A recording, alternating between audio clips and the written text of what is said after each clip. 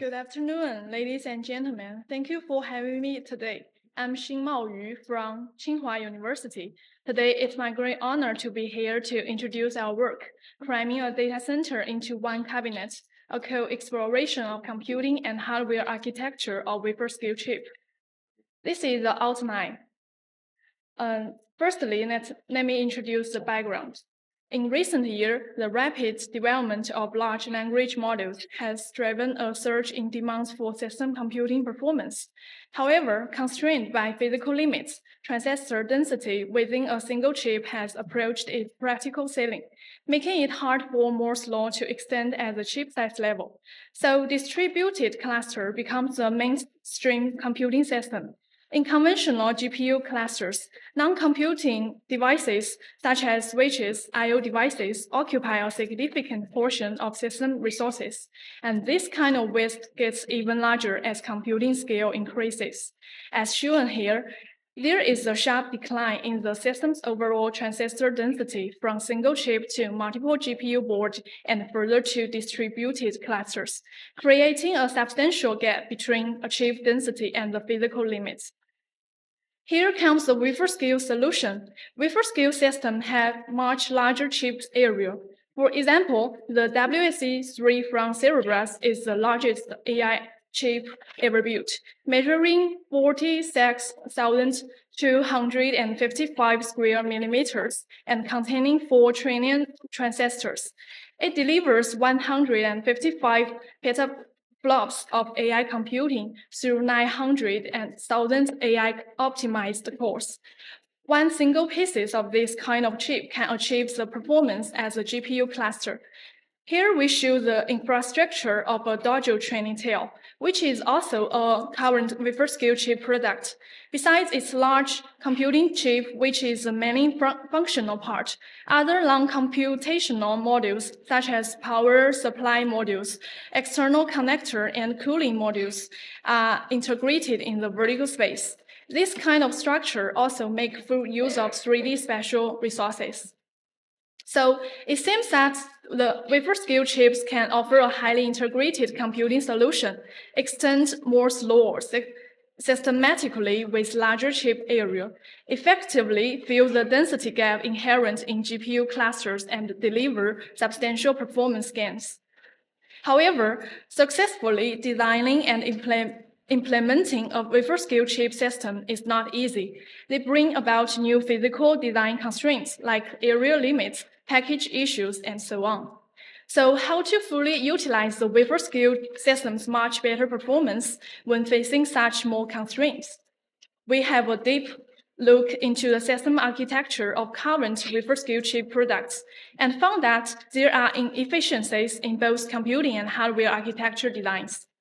In the aspect of computing architecture, Dojo and Cerebras WSE both integrate numerous compute cores with large SRAMs on the chip, accessing DRAM off-chip. This design significantly enhances performance for small-scale modern training, since the total parameters can be stored on the wafer. However, when scaling to larger modules, the on-chip SRAM is unable to fully store the extensive module parameters. The performance is bottlenecked by frequent off-chip memory access with lower bandwidth and higher latency. In contrast, if we put DRAM die like HBMs on the wafer, balance the on-wafer resources of computing and storage, the computing performance, bandwidth, and memory capacity of the system can be coordinated, which can better adapt to the deployment of large-scale modules. For the hardware architecture, here shows an abstract model of a CS cabinet.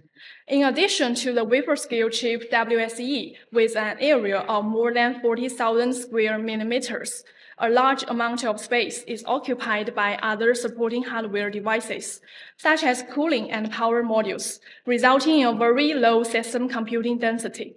In contrast, Dojo adopts a vertical stacked architecture. All non-computing modules are integrated in the vertical space of the chip and together form a Dojo training tail. Multiple tails can be placed in one cabinet at the same time, easy for system extension with high computing density. But also, the system performance can be bottlenecked by non-computing layers with larger area. If we try to reduce the size of these long computing modules as much as possible and let the area of chip determine the spatial size of the entire vertical system, then the computing density of the chip can reach the top. This can be done by imposing the vertical area constraints, which is unique for wafer-scale systems. So, motivated by these two findings, we argue that there will be a huge improvement potential for wafer-scale systems if considering both the computing and hardware architectures optimization at the same time. But to achieve this is easy? Absolutely not. Here is the wafer-scale cabinet design flow we developed, which is from a huge design parameter space trying to co-design an optimal cabinet architecture. Absolutely, there are many challenges to actually implement it. First, we lack fine-grained abstraction models. How to uniformly describe the wafer-scale cabinet architecture, what the design parameters are, and what are the specific dependencies while designing different parts. There are no solutions to these questions yet. Second, there is a huge design space. Computing architecture configurations are in the areas of more than 40,000 square millimeters and even can be larger. And the hardware architecture configurations are within the 3D space. It seems impossible to explore this huge space in an acceptable time. Third, we lack a comprehensive validation and evaluation framework. For final design results, it is necessary to fully validate many package issues for physical reliability and evaluate the design in terms of performance and cost. This also requires a lot of work.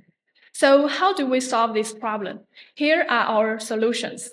We first built a hierarchical cabinet architecture model, including computing and hardware architecture, and develop a parameterized design space. Based on this model, we then proposed Titan, a wafer-scale cabinet co-design framework for intro and inter-chip architecture design, considering both computing and hardware aspects. Here, the key point in Titan is our co-optimization methods for intra-chip system based on vertical area constraints, where we study the dependencies across physical layers of wafer-scale vertical systems. Here shows the wafer-scale cabinet model we built in detail, from cores to dies to chips to a single chip system, and finally to a cabinet. In intra-chip level, there are a configurable number of memory dies on the chip in order to optimize the computing architecture. In hardware aspects, we model the intra-chip system architecture as a vertical stack and introduce vertical area constraints for different physical layer co-design.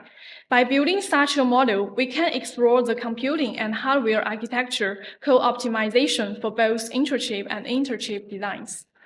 Its parameter design space is then defined and shown here.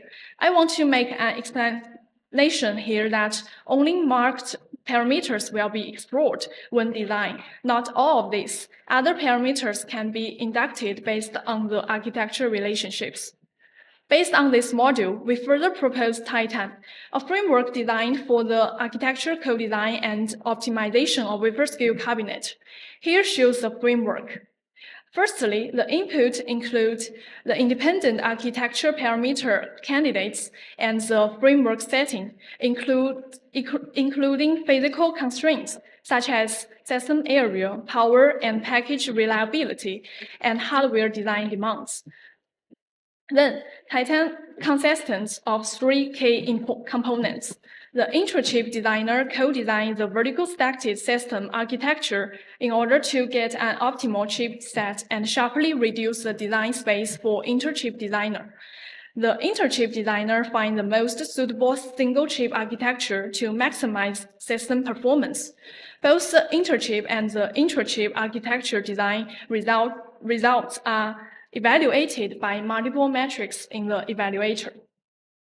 In detail, the intrachip architecture is designed followed by 3 steps.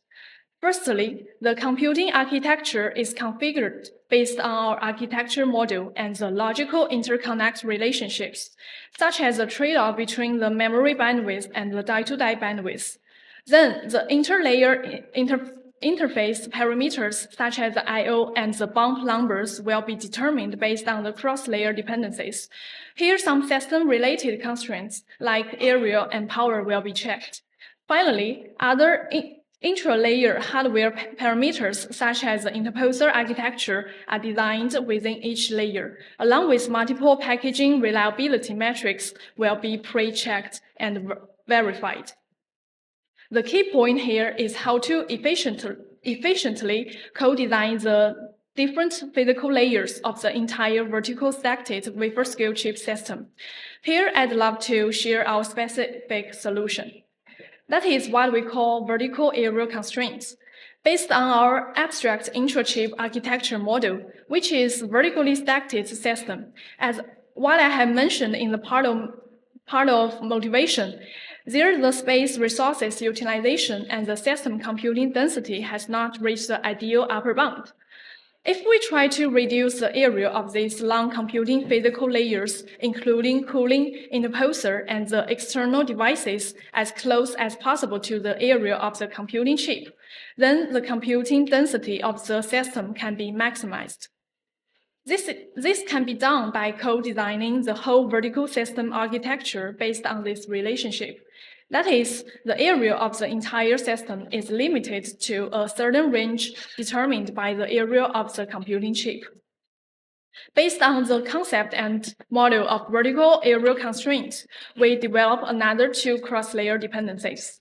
One of these is the power relationships, which builds the connection among the cooling layer, the computing die, and the power supply modules. The other is the interconnect-based relationship, which establishes the relationship among the computing dies, interposer, and the external devices through different types of singular induction. Then, based on these dependencies we have constructed, we implement an intra-chip co-design flow in our framework Titan. Here, the right 2 columns of this figure shows this flow. For vertical area constraints, we set a margin parameter to moderately release this constraint in order to avoid losing the optimal points. Before evaluation, we conduct a pre-experiment to verify this kind of optimization, which will achieve a balance between performance and efficiency and determine the best value of this parameter.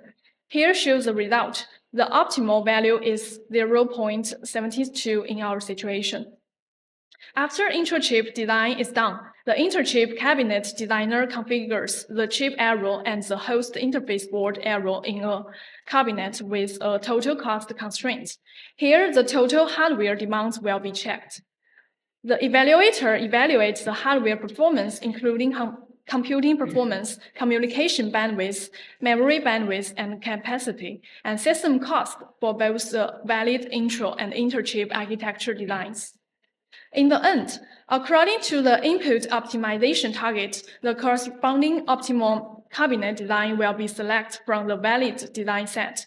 This framework can adapt to different design scenarios by simply switch the optimization target and find the right design in the same set.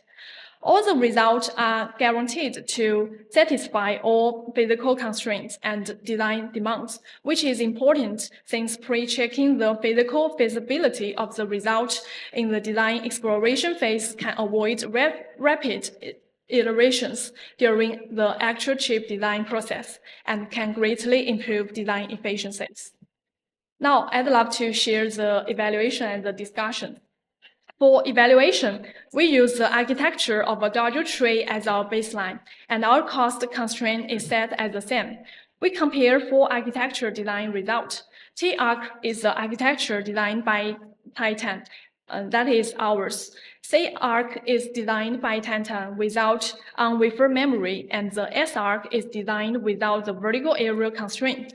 We use these two baselines to demonstrate the benefit of computing and hardware co-design. Here is the overall result. All metrics of our work are employed compared to the ARC. This benefit comes from improved utilization of both computing resources and hardware space resources. For the time limit, for more detailed results, please refer to the main text of our paper. In the end, we leverage Titan to uncover insight into the optimal single-chip area choice within a cabinet under different cost constraints. Here is the result. We found that the largest single-chip design doesn't necessarily enable the optimal cluster solution. It also requires co-design in both intro and interchip dimensions, just like what we have implemented within Titan. To conclude, we have built a Waferscale cabinet module with optimization in both computing and hardware aspects. For computing, we configured on-wafer memory dice. For hardware, we use vertically stacked structures. We have implemented a Waferscale cabinet co-design and exploration framework, Titan. It developed intra-chip cross-layer dependencies based on vertical area constraints to balance performance and efficiencies. It pre-checks physical constraints, and it also considers trade-offs between intra-chip and interchip designs. To my best knowledge, this work is the world's first wafer-scale system modeling and co-design framework. So I believe this work can greatly benefit to the future study on wafer-scale system. That's all. Thank you for listening.